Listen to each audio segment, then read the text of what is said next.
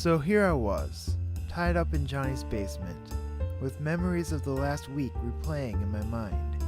I saw myself at the park after Jonny went his separate way, left alone with my thoughts. I remembered Derek and his insistent calls, and the troubling meeting we had on a rainy night. I recalled the note on a hand, and the disappointment of meeting Paul instead, followed by my talk with my lawyer. I could still feel the weight of the gun Paul gave me, but I'm getting ahead of myself. You probably want to know how I got here. Well, it certainly wasn't boring. What have you got me into? Derek was an old colleague of mine who I asked to investigate Chris Eastman. He insisted we meet here, at this bus stop. Derek, what are you doing? Why are you calling me? When you told me to look into Chris Eastman, you didn't warn me about the attention it might draw. What are you talking about? They've been following me. They tapped my phones. They stripped me of all my resources. They took everything. Calm down. What's going on? They know about Jonny. What? They say he has a criminal past. He's dangerous. I mean, what do you know about him? I didn't have an answer, but I knew where I hoped to find one. Maybe I would learn more about Jonny at Kane Park. Josh, I need to talk to you. Paul T. Kane. Suffice to say, I'm not happy to see him. We've been through this before, Paul. Can't do this anymore. I'm tired of playing this game. It's about Jonny. Yeah, I know. He's awesome. You're a huge fan. Yeah, I know, but where is Jonny? You know perfectly well that we parted ways. You broke the news on your show.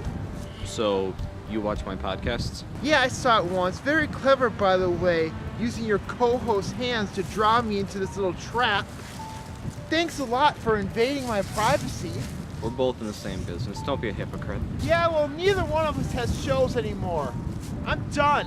We can both go on to our pathetic lives. The show's not real.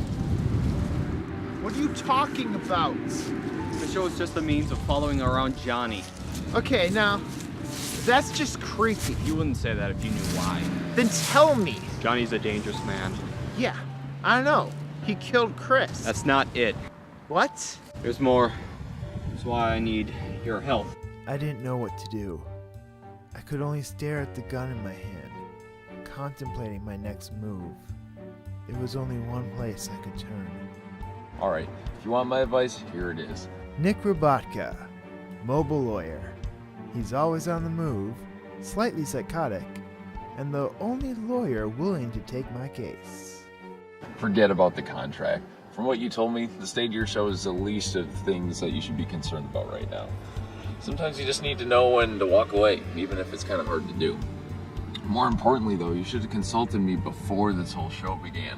You offered me too many unknowns for comfort, and I would never approve a deal with a faceless employer. Did you do the background check already? No.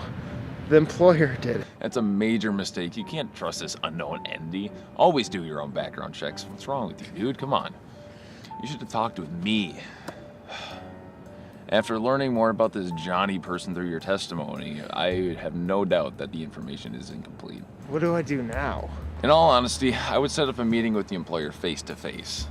More importantly, I would advise you not to be passive this time.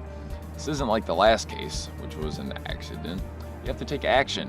My advice to you, do what is necessary. Do not take the coward's way out.